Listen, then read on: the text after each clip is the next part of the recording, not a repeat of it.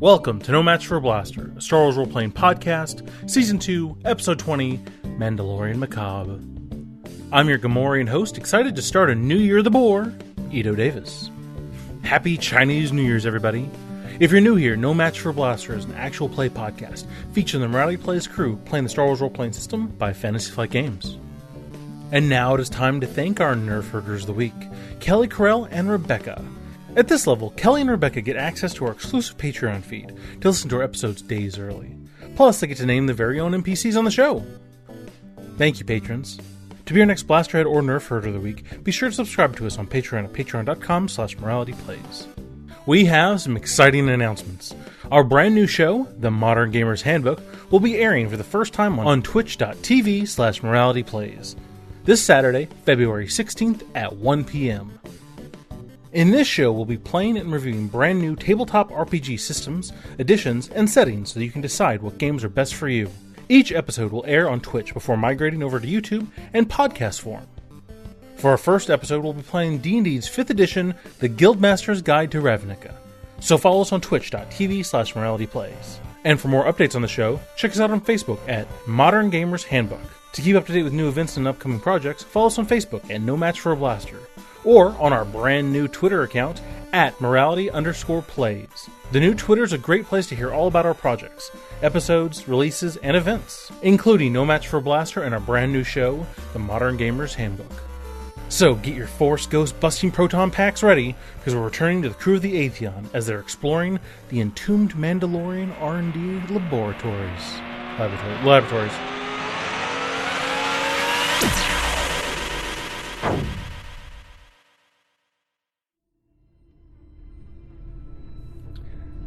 Open. Moff Sposex. Intelligence log. Upon the moon of Nalidus, a Mandalorian research facility lies abandoned, occupied for millennia by little more than corpses and inactive droids. Chasing rumors of weapons whose ammunition cannot be deflected by lightsabers, the crew of the Atheon has begun their efforts to search the facility. They have continued to the research and development level after retreating from the mysterious entity on the lowermost floor, known only as Subject 12. Close. Intelligence log.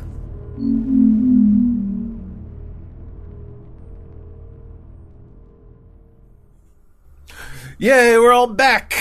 Alright. We're back! Is this our first recording session of the new year? No. Oh, well, dang it. Alright, second recording. Yay! Alright, so where we left all of you, you were in... Oh, let me get my notes out, because I'm going to forget names like I've done every other time. Consistency. Consistency. On the, what appears to be the abandoned moon base on Nalidus. Mandalorian moon base. Ooh. After going and finding a way inside the moon base, you guys decided to skip right towards the 5th floor, boop around in dark hallways, find a whole bunch of broken weapons. S4 got an arm ripped off. Did you get that reattached? Not yet. Not yet? Okay. You got some loader droids with you. Mm-hmm. You were very sure to pick up a whole bunch of Mando armor plating. Mm-hmm. After getting really creepy vibes from behind a door. Yep. You guys went up to the 4th floor. Did not enjoy those. Negative 4th floor because it's downstairs. So. Yeah. Which was the R&D facility where all of the scientists were icky skeletons. And you guys went into the weapons firing range, and most of the guns there were, well, some of them required a neural jack, which you guys found one to maybe be installed later. You guys found some other guns, but the last generation of all the guns were gone. And I believe specifically you were looking for specifically. I was. I went and scanned all of the weapons on the racks, looking for. Yeah, I was doing something. You You're correct, but I don't think I was scanning for the same radiation signature. You had an intuition jump. They're like, yes, that is the MacGuffin you're looking for, but it's not here. Yeah, it would be here, but its slot is here, essentially. And the one you're looking for, I believe, was designated Subject 12 Gamma 4. That sounds correct, yes. But was not there. Ooh. And then you guys got distracted by shiny things you could loot. Mm-hmm. You guys found I think it was like a handheld flamethrower. I think it was pretty small compared to all the other guns. Yes, and then we wanted to go over to the gun range part and try some of them. Yeah, the flamethrower, it's a flamethrower. The flamethrower's normal, but then you guys got this big, long, boxy shoulder, like, not shoulder mounted, but it's a goofy big sniper rifle feeling thing, but there's no barrel on it. And then when you try and use it, it says that there's not enough elevation clearance. Yeah, there's not enough clearance to use it. So it wouldn't shoot? Yes. It wouldn't shoot. And there's generation guns, but they would take a neural jack. So you found like a generation 2. We should give that a number. So the flamethrower says Subject 6 Beta. I guess I'll actually write things down. Subject 6 Beta? Yes. And then the quote-unquote, what you guys are assuming to be a sniper rifle-y thing, says Subject 7 Beta. And the thing that you guys are looking for said very specifically Subject 12 Gamma 4. Oh, could we roll Force of Destiny? Yes, you may. 1 light side. 1 dark side. 2 light side. Woo! And I got 2 light side. Yay! Boo! So that's 5 and 1. So any questions before we... Oh, so on floor 1, there is an unknown amount Mandalorian crawfish bears. Not just bears, that would be weird. Yeah. So that's the floor so far. You guys haven't done an exhaustive search of the bottom of the second of the negative 4th floor that you're on. Because you guys found the weapons cage and you're like, we were going to go mess with that. So yeah, welcome back. Well, Kamaya, the weapon appears to be indicating that there's not enough clearance above us to fire this weapon. Cool. You know, what with nobody else speaking Mandalorian. Oh yeah, it's a readout. Can we get this stuff translated? You just... That would be something my other arm could do. And I wave my other arm at you with my hand. Wibble, wibble, wibble. Oh! Translation was in your arm? The apparatuses I need to plug into the weapon would be on this arm. Oh. Let's also remember... I guess that makes more sense. S4 can't really see them. No, I just see a weapon hanging in midair. Yeah. And you assume that Kamaya is holding it. Let me go ahead and get assumption. Let me go it was ahead not and an explosive, so it wasn't the captain. Let me go ahead and get a vigilance check from our 2 meatbag players. Oh, good. It's going to be normal. Can I roll for amp? Oh. No. Imposeth is his own thing. So let me get a moderate difficulty vigilance check. Bobby, you have 1 black die. Okay. So it's just 2 purple? 2 purple. I think. No, it's not too bad. I failed with a threat. Okay. So... Well, technically, well, yeah. I mean, you didn't succeed, but... Yeah, not succeeding is failing, though. Alright, so you hear an odd kind of whiny tone almost in the back of your head. And it just grows slightly until you can make out a single long word called, and it says Serenity. And that screechy high-pitched noise at that very last point of the word completely goes away. Did you guys hear something? Negative. Remy, you feel fine. I got 1 success and 3 advantages. You feel super fine. You're chill. If you had strain, I'll let you recover strain. You have this kind of chill that runs up your back for a moment, but then it's actually kind of nice because you're in a vac suit with a imp. So, like, it's a nice little cool breeze for you. No, I didn't hear anything. Oh. I found a couple of flame projectors, by the way, Ito. There's a light flame projector and a flame projector. Light. Let's go light. Light one. But it's small. It's about the size of, like, a heavy blaster. Blast 2, Burn 2, Pierce 2, Vicious 3. Sure, that sounds all kind of sounds stuff. horrific. It does. Like some sort of flame weapon. So, it's like, a more focused flame projector. That's terrifying. Mm-hmm. That's great. You should fire that from your motorcycle. Barefoot. I should. I'm sure nothing bad could happen with that. You'll burn off all the hairs on the top of your feet. You know the good thing about, being engulfed in a ball of fire? Balls are round, you'll just roll. It's fine. And you won't be cold. Yeah. You'll be warm for the rest of your life. All right. That's right. So. Cool. I guess I just hearing things. What is it you heard, out of curiosity? Oh, I'm sure it was nothing. It was probably just like, I don't know, wind moving through stuff. Let's just find what we need to get and get out of here.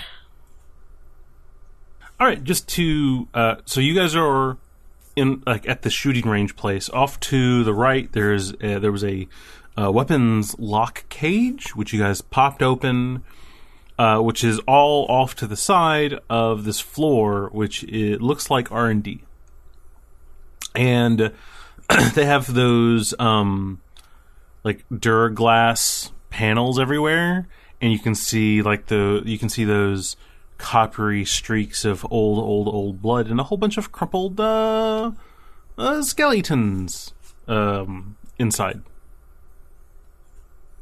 Well, I wanted to go and investigate some of the skeletons to try to figure out what happened to them, but I believe we needed to slice our way into that section. Yeah, you have to get into the little section, but it doesn't have to be slicing. There's a whole bunch of ways to get into a place. Yeah, you can try and slice it. Yeah, I will walk up to the door, greet it amiably, see if I can convince it to open with the computers. So this will be hard with a black die. 1 success and 1 advantage. All right. Yeah, after a while, this is a door to an R&D pod. So the security was pretty high, but you're able to bypass it. I'm going to say that you're still using that... yes, the old pack. That old pack that you found on the front door. So yeah. There's, for people who have oral factories, an odd kind of super weird stale gust kind of passes by you. It seems that the inside of this pod was slightly pressurized, but it opens up, and it turns out that there was what used to be a person leaning against part of the door, which kind of collapses as you open it. Is everything in here degrading a little bit? Was it actually airtight? Yes. Okay. So you there's an unsettling creak and shift in probably some of the bodies kind of shifting because of the air pressure change and the clothes moving. Out of the corner of your eye, it feels like you might have seen motion. Okay. You mean motion other than the body shifting slightly? You can't tell. Okay. That also might be a glitch or error in my already upset visual systems. From not looking at the captain and Kamaya. Well, I was going to say, where am I? Are we right there? Yeah, you guys are all together for the most part, unless you don't want to be. Unless you want to go split the party. No, just, I was wondering, because I could be right there, too. Mm-hmm. If I could By the see way, something. do I see any reloads for my flamethrower? Wasn't it a weapon that worked on pure energy, so it just was very power hungry? Yes, Yeah, yes. Ito told me that I could fire it 3 times before having to reload it. You're gonna have to go that's what I'm bodge looking that for. later. Okay. Because they wouldn't need a whole bunch. They wouldn't need reloads for a prototype. Okay. Yeah. Cool. Good to know. For a not current prototype either. Yeah. That's fine. We can go back to story. I want to investigate some of the bodies. Try to see if there's anything still visible that happened to them that I could detect. Okay. That might have killed them. Are you all doing going in here too? Sure. Remy? Yeah, Alright. we're all going. Everybody individually give me a moderate with a black die perception, and each of you will find things differently because you guys would be looking at things in a different way from each other. Failure with a disadvantage. A threat, excuse me. 1 advantage. Or we can not find things. That works too. I succeeded with 2 threats. Okay. Hammer voices. Let's see. Who should we start first? We'll start with S4 first. So S4, you switch over your newer first order medical eye, kind of running through things, trying to do a bit of forensic-y science kind of scanning. You go through. You're able to see that you don't see any damage to the skeletal Structure. Yeah. skeletal structure, but you do notice that there are the splatters on the Duraglass, so those don't quite jive in a way. As you go through, you can see that the people aren't at what you would consider their workstations either. They're all but they're also not going towards the door. So there's a lot of questions there. Nothing's quite lining up as an answer, but you with that you can kind of rule out some general things you might think of. Yeah. The person that was at the door, even there was a splatter of blood that was on the door, but you don't see struggling. There's no markings on the door or anything like that. So didn't find anything. I mean, no answers, but you found things. Remy, 1 advantage. You. Let's see. We find the blue key, which is not what he was looking for. That must go to the blue door. That's We'll right. have to find the blue door. Cursed color-coding Mandalorians. You see one of the hands of one of the people clutching a. It's a mirror, and you look in the mirror and you go, "Damn, I look good." That sounds like an advantage to me. They're clutching a thing that what you would think of as what we would think of as kind of like a shell almost. It's a casing that instead of how a bullet has that the lead at the top of it, so it kind of looks like a casing, but then it has little armatures holding a very, very, very small slivered crystal, about maybe barely the thickness of like a pencil lead. It's very small, and it looks like it has a slightly watery blue tinge to it. In the middle of it, the armatures are holding this in the middle of the shell. Yeah, so you have like the brass casing, and usually you just have a piece of lead shoved into it. Instead, you have little bitty metal arms holding on to this really thin crystal. Okay. Yeah. And it's like a yeah.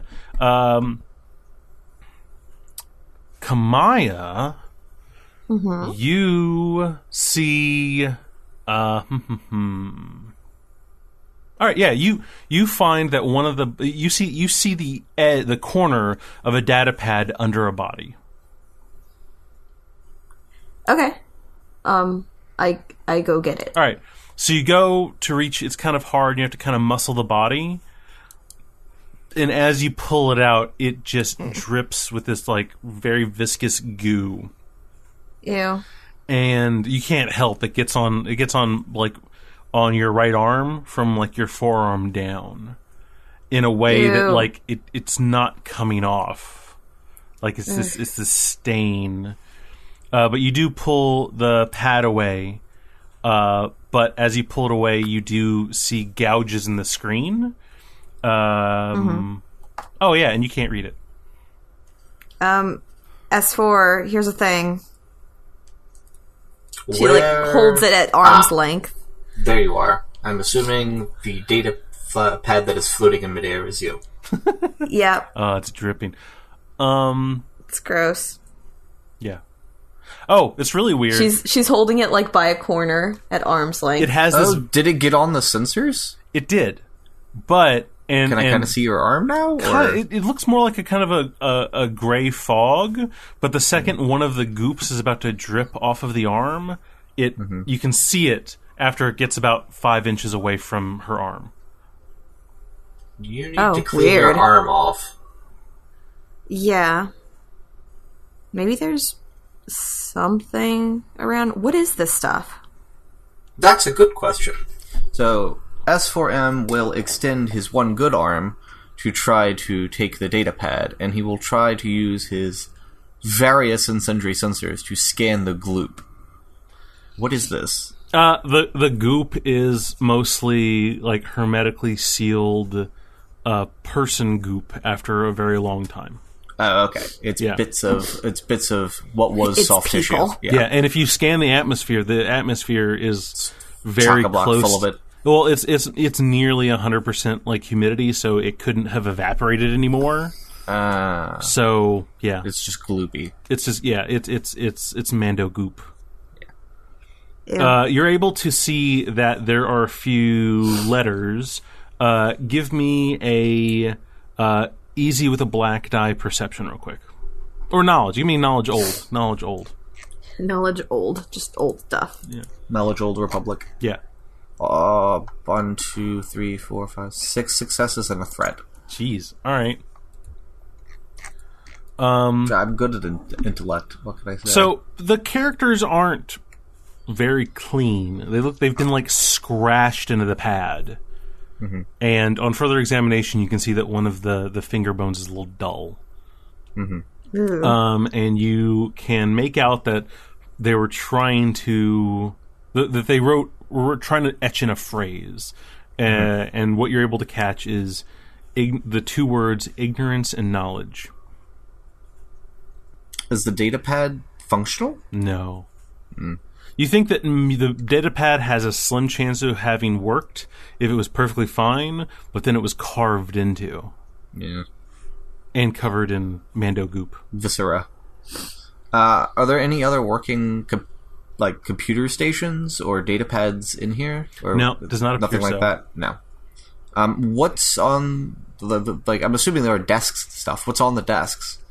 You see broken down parts of some of the weapons. Well, so this pod looks like that they were probably working on one of the later generations of weapons.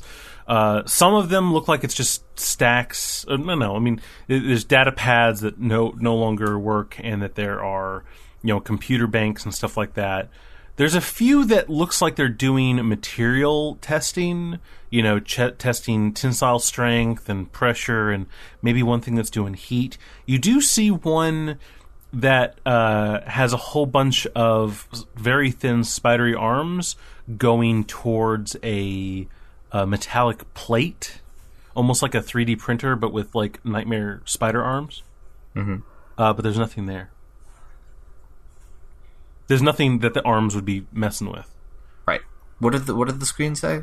Ignorance, knowledge. Ignorance and knowledge. You wanted to know what this was? Yeah. That is Mandalorian. Oh. There's a very high degree of humidity in here. That's what's left of the soft tissue of someone. I need about 100 showers. That would seem to get very water intensive to me. Oh, but this, somebody attempted to scratch something into this data pad.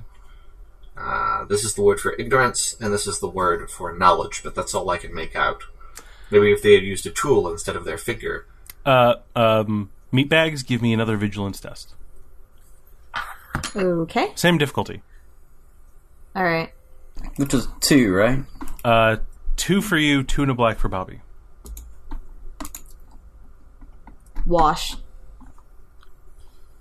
Hoban. 1 success, 1 advantage. All right. So Kamaya's not doing well here. as S4 says, ignorance and knowledge, you hear the words echo as if there's something wrong with S4. This is just Kamaya. And then that same high pitch comes in the back of your skull, and you hear as a raspy voice says passion, and it dies out immediately. And you could swear that the echo effect on ignorance and knowledge was S4's doing. Remy, you're fine. You're like, that's weird. Ignorance okay. and knowledge. I heard something that time. Two things seem Yes, I just told opposite. you. Ignorance and knowledge. Ignorance and knowledge. No, I heard someone else. There was definitely something. Can you describe it further than that? It was a voice, like this high-pitched voice. You didn't hear it? Really? Correct. I did not hear anything. Oh, God. Remy, you didn't hear it. I heard S4 say ignorance and knowledge. Is that what you're talking about? No, it was somebody else. It didn't sound like S4. Were they speaking in Mandalorian or Basic? Basic. They said passion. Well, it's probably not a ghost then. Ghosts can speak basic, but... I doubt a Mandalorian ghost could. I mean, unless they happen to have known Basic. I don't know why they would have, though. Maybe they were trying to learn about their enemies. I guess I show S4 the crystal with bullet thing and see what he could analyze from it. I don't know. I'm kind of don't know what to make of this. S4, can you make anything out of this? Seems to be some kind of bullet casing, but instead of your typical projectile, it has some kind of crystal in the middle. A crystal? Well, I mean, that's what it looks like to me, but... Let me see. I do love how this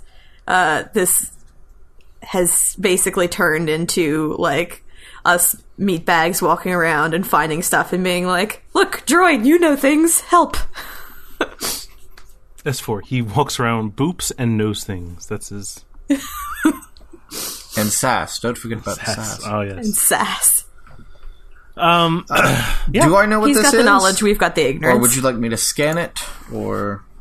Because I believe I know what it is. We'll tell... and I can't even think of like a skill that I would use to know more about it. So, well, tell me what you would check to see if it is.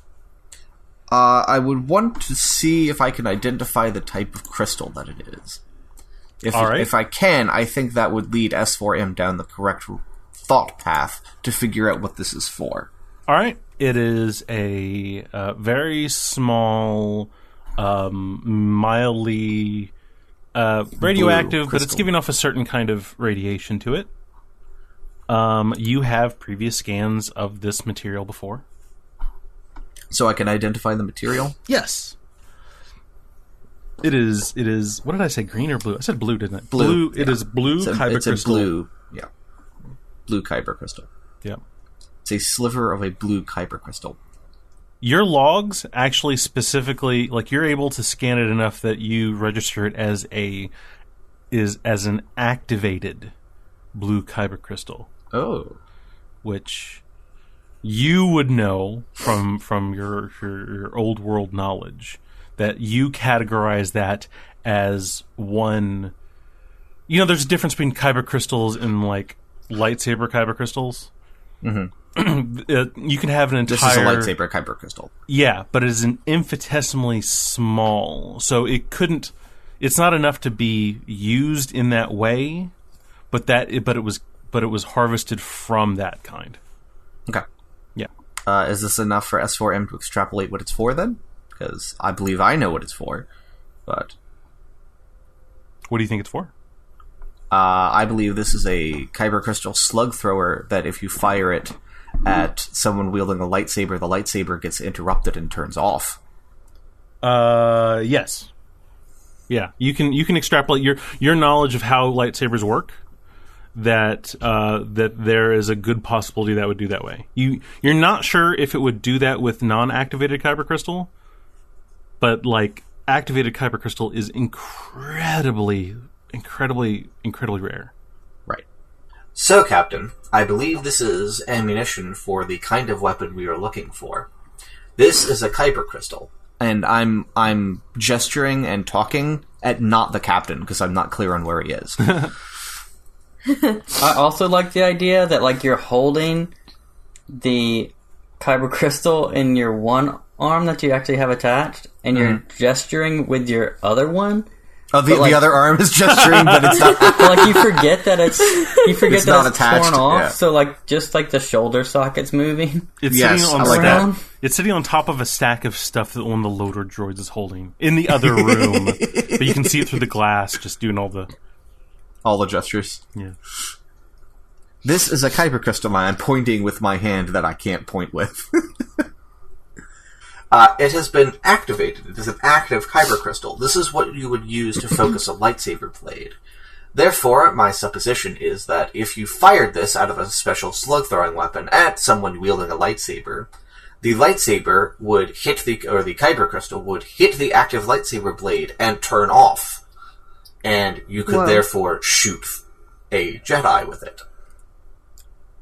Interesting. How long do you think the lightsaber would be shut down? Milliseconds.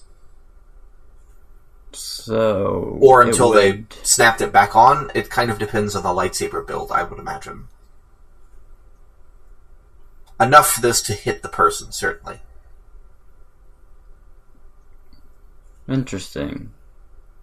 We need to find more of these, if at all possible, and, preferably, the weapon that fires them. Hopefully, it's not the size of that. And I point at the, I assume, still floating in midair weapon that Kamai is carrying around? Mm-hmm. Yeah. Two, actually, because there's a flame projector. There's a flamethrower, like, strapped on. I'm not pointing at the handheld flamethrower. I'm pointing at the shoulder-mounted, bazooka-sized sniper rifle. Now that I know what I'm looking for, I look around for more of these projectiles. I do the search for projectiles and things I think might be able to fire that. You find ammunition. Empty casings of different materials, like other than what this one is made out of. And like they were trying different stuff. Yeah, and you see some of them have different kind of holders. Like there's one that looks like it might have been a magnetic grips. It looks like there's another one where it had some kind of clear resin that would have gripped onto a thing. But you find no other kyber crystals, and you don't find any other full rounds. Okay. No full rounds, no crystals. Just we could move on to another section. Bits of Mandalorian. Yeah. Think this might be it from here. Okay. Okay, yeah, you can go to a different pod. Just give me another hack. Difficulty? 3 with the black die again? Yeah. A 1 success and a triumph. All right. Ooh. You're able to pop the door open. There are significantly less bodies in this one. I'd say like almost a third. It looks like that on the much fewer workstations there are these rounded square plates of incredibly black metal material. Nothing that looks like any of the weapons that you were messing around with in the cage or anything like that. Bodies mostly look like they're in the same state of, not sure how or why they died, but they died. Are there still blood splatters near them? On the glass, yeah. I will Should go we and start look around looking. again? Yeah. All right, I'm gonna Let's search the room. give me group one now. Okay. Okay. For what was it? Moderate and a Perception? black. Yeah. For what? What was the skill? I have a yellow and a Perception. Perception. I have 3 green. So I I just think have you yellow would, and a green as well. well, one of y'all would get extra green then, I guess. You can go ahead, bud. green. So that's 1 extra green then. 4 failures and 5 advantages. Wow. You invisible people seem to be more perceptive. Some of my sensors are on that arm. Like, there's a lot of reasons. Who had the highest rank? I have a yellow and a green. Bobby has a yellow and a green. So And yeah, then I have Remy. 3 green. Yeah, Remy has the best stat, and then That was a perception check, is that Yeah. right? Correct. Are you gonna Okay. use your ability? Once per session, you may reroll any 1 perception or vigilance check. Yep. Let's go ahead now, because that's... You want to Pretty use bad. it? All right. No, yeah, you can go ahead and do it. Reroll it. Yeah. 2 advantages. Okay. That's better. no, it's not. I still failed. They both failed. We just got fewer advantages. I was going to do weird stuff, though, with all those failures. All right. So, okay. So, you notice that there aren't any... That rust-colored old blood thing, there's none of it's really pooling at the bottom, like on the floor. Remy, Remy and S4, you guys know enough about, bad stuff happening that if somebody's going to bleed out, it makes this massive pool on the ground. You don't see that. You see big splatters on the wall, but you don't see it kind of on the ground, except for one of the bodies that's almost draping over one of these black metal panels. Things. Yeah. That one, you see the blood pooling in a pretty big area at that person's feet, and no splatter against the wall. Well, something different happened to this one. I'll go and look. Yeah, I'll go and approach that one. Yes. yeah, I'll go as well. Do we bump And into just- each other? I think that would be really funny. Yeah, you guys definitely bump into each other. like Sorry, Captain. No, after you. I insist. the hand motion. That would be better. What with you being able to see me and me not being able to see you. That's also a good point. So yeah, it's still mostly a skeleton. There's gooey bits kind of sticking to the kind of the core of the remains, but you definitely see that kind of very rusty big patch of what used to be blood all over the ground at this person's feet. Their body is draping over a quarter or a half of one of the panels. The panels are about 4 foot by 4 foot with rounded corners. Do these look... I was going to ask if they looked like they were for something in particular, but I don't know how I would know that. So, was this person sitting in a chair? No, it was it's one of those kind of Like when they you're fell standing forward over their desk when they died? It's one of those it's kind of like a science lab kind of height table. So it's like a Okay. waist high table that they were standing at with this material was on top of it. Well, I guess I can't touch it, can I? Well, I have the suit on, but I try and just run my finger across and see if it turns on or something. No, nothing. Does it look like it's just Stupid a gloves sheet of with metal, touchpad. or Yeah, it's about an inch thick plate of metal. Yeah, like a panel on the shuttle, right? Sure, it doesn't look like Durasteel. It almost seems Oh. nearly impossibly black. I'll try to scan it with my various sensors, see if I can detect anything about it. Nothing weird comes back. I'll look around in the room. Is there any like a 3D printer for this stuff, or any indication of what the material might be or what it's for? A data pad, or Nope, none of the electronic stuff's working, and all the stuff that they would have, they have tools to test hardness and stuff like that. It looks like they might have even had something that was trying to, they were trying to make ways to mount it, but you're not sure why it would have been hard for them to mount or how they would have applied it. That's the stage it looks like that they were in with this material. okay, so they had figured out something. They just didn't know what it was for yet. Yeah. Well, they're interesting plates, if nothing else. so is this just a special Mandalorian alloy? Looks like it. I'm not sure what they were trying to do with it, though, Captain. It doesn't look like they know what they were trying to do with it. They might have just developed it. Do you think it's worth taking back to the ship? Ah, we could pilot on the loader droids. I doubt that's what killed all these people. Or there would be a lot more blood on them. S4M, king of the reassurance. Yeah. It couldn't have anything to do with that thing that Ushal wants, could it? Possibly, but the impression I got from the Ushal lady was that the object that she was looking for is built, not in pieces. I mean, she thinks, but I don't see what these plates would have to do with something that would allow a ship to jump to hyperspace easier. Wait, wasn't that what it was for? no, it was It like was a docking ring, right? It was a ring that went around the ship. Mm-mm. no. I don't think it was for docking, wasn't it? Like, You're not quite sure.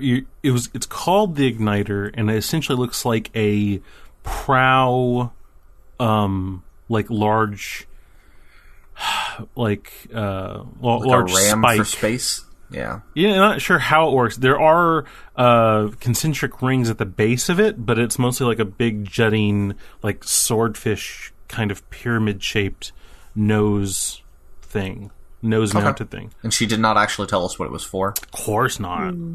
no. Ours is not to question why. It has a name though. Igniter. Ours is to get the scary boss or thing. Yeah.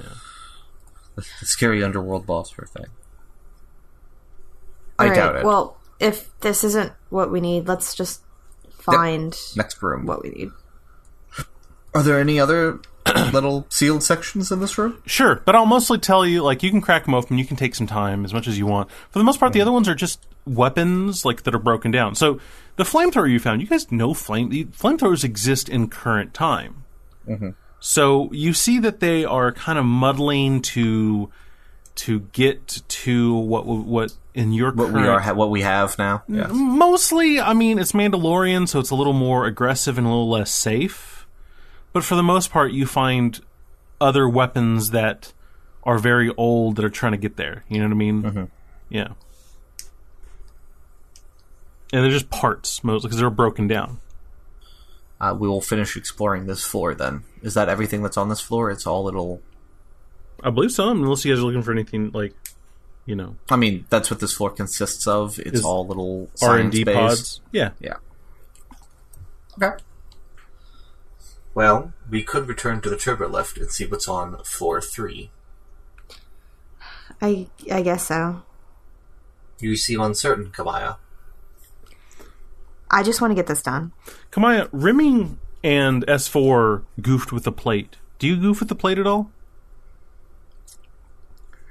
She might come over at some point, but I don't think that I was didn't really want to see her. how heavy it is.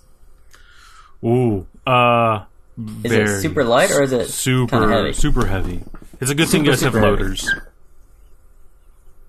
Like if the loaders weren't full, like they have a lot of Mando armor plates, but now that you put this on there, they are absolutely full. Yeah, I think she might come look at it, but like it's not really her priority, or she's not going to spend a lot of time on it or anything. Okay. And then you guys search around for stuff? Yeah, I guess see if we could still find anything. Okay. Whenever you start to kind of go look around for stuff, give me another save. Okay. Same thing. Oh, I thought we were going to the third floor. Or are Well, we backtracking for a second? yeah, just for Okay. Yeah, I think we are going to the third floor, right? Yes, but we're backtracking for a second because Kamaya needed to make saves, and I believe you did too. Oh, I did too? Okay. Well, I failed. don't have a soul, so yeah. Yes, Failure. I do too, Ito, or no? Yeah, give me one too. Yeah. I Hey! You washed. didn't do anything. Okay. So, Kamaya, like, you go and you mess with, you kind of check out the slab for a bit. And a few seconds after, like, you start to, like, all right, we're going to look around for a bit. You hear in a different kind of tone of voice, just rasp out. But it's different from the other voices. Remy. So this doesn't happen like as I'm going to see the thing. It happens as I'm like leaving and starting to walk around. Yeah. Okay. You hear an odd repeating of words. You hear, like, as a building crescendo of two words, you hear yet harmony, yet harmony, yet harmony, repeat and repeat and repeat. And then it just kind of fades away. Unlike Kamaya's, where it's like, and boom, gone. Yours just kind of like fades off. I wish S4M could whistle about now. I'd just be da da da da. Play Something whistle extremely MP3. play whistle number 6. Yeah. What I might say is, so Kamaya is walking away. You can start looking at stuff, and then starts making kind of a jerking motion as she hears it, and then Remy might walk towards her and also gets this thing. And S4 is just like nothing. Doesn't see anything. Doesn't hear anything. I'm just doing my best doing Sergeant fine. Schultz impression. Yeah. There it was again. The yet harmony, is that what you're talking about? I heard it that What? time. What? Yet No, harmony. What does that mean? I didn't hear that. What did you hear? It said out. Out? Yeah. Not get out or get me out? Just out? Just out. I could be something is out, or it wants us out, or it wants to get out, or I don't know what it is, but that's all it said. You heard something different. Yeah. Something weird is going on here, and I want to get gone. Let's go to the next floor. Alright, let's go. So you go to the elevator. Yeah, ow. I banged my face. You go to the elevator. Yay. Open the elevator. It's going to need a charge. Another one? Yeah. Confounded power hungry thing. Alright, I'll take up another point of strain. All right. Zzz. Ding. You're at floor -3. Thanks for listening. To make sure you don't miss any big updates, follow us on Facebook at No Match for a Blaster or on Twitter at morality_plays. If you enjoyed the show, please leave us a review on iTunes and visit our Patreon at patreon.com/moralityplays. No Match for a Blaster is a podcast where Morality Plays. Star Wars, Edge of the Empire, Age of Rebellion, and Force and Destiny are made by Fantasy Flight Games and Lucas Books. Our theme was by Kevin MacLeod. Sound effects by Tristan Longren, Vindis, and Akmov. And I'd like to thank my amazing players. Brandon playing Remy Drobash, Gerald playing S4M3L, and Bobby playing Kamaya Saris. And of course I'd like to thank you, our listeners. And we'll see you again soon in a galaxy far, far away.